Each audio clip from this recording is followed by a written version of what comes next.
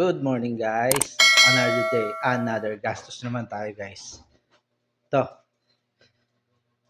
pakita ko lang sa inyo yung nabili ko sa Shopsville sa may Green Hills. Yan. Grabe guys, ang gaganda. Lahat yan Ironman guys. Yan. Isa natin dito.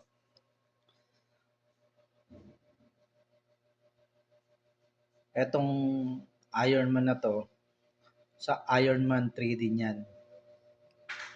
Si Mark 24, si The Tank. Yan.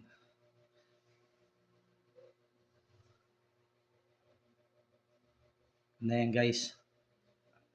Ganda ng details niyan. Ikot natin. Ikot. Out. Ayun. Ikot natin. Pakita natin yung likod. Yan.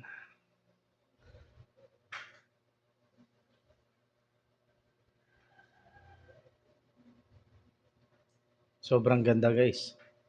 Grabe.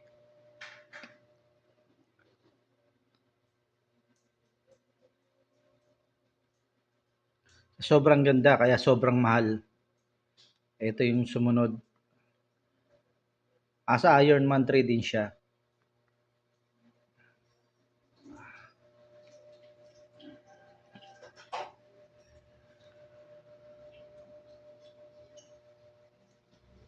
Ito yung Mark 35. Si Red Snapper. Sa Ironman 3 din siya. Ito.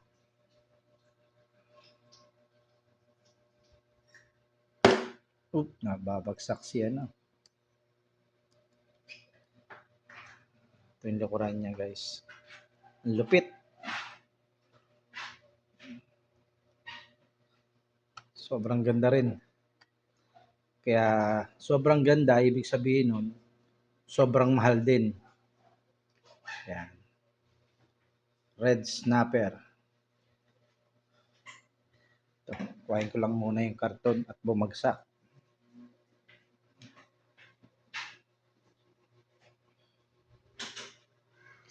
Ito namang sumunod, ito si Mark 42. Si The Gold.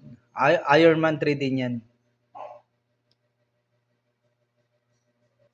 Lupit din yan guys. Ako.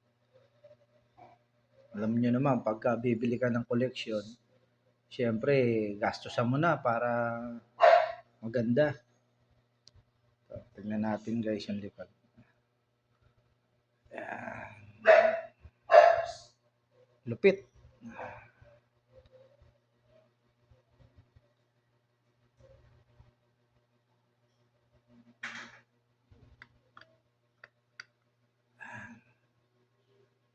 Tapos ito yung huli.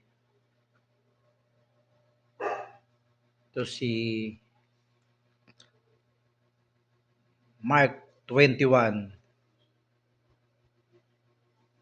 Ito yung tinatawag na Patriot. Nasa Ironman 3 din siya guys. Yan.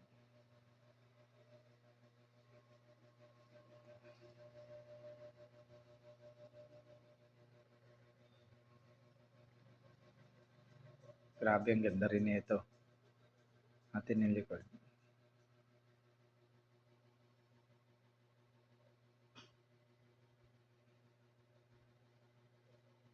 Yun.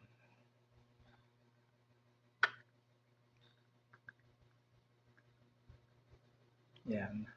Alam nyo guys, itong mga Ironman na yan, iniisa-isa ko lang kasi napakarami na itong ano na to. From Mark 1 hanggang 85 yata. So, nakakailan pa lang ako. Nakakaapat pa lang. Tapos ang gastos ko, grabe na. Yan. Hanggang 85 yan. So, bukas, hindi ko ma-sure kung darating yung ano. Kasi meron kaming kausap ni Luis bukas. So, pag natuloy, 6 na piraso naman yung darating bukas. Sana matuloy.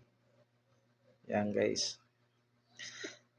Sige na guys, sinare ko lang tong nabili kong Iron Man.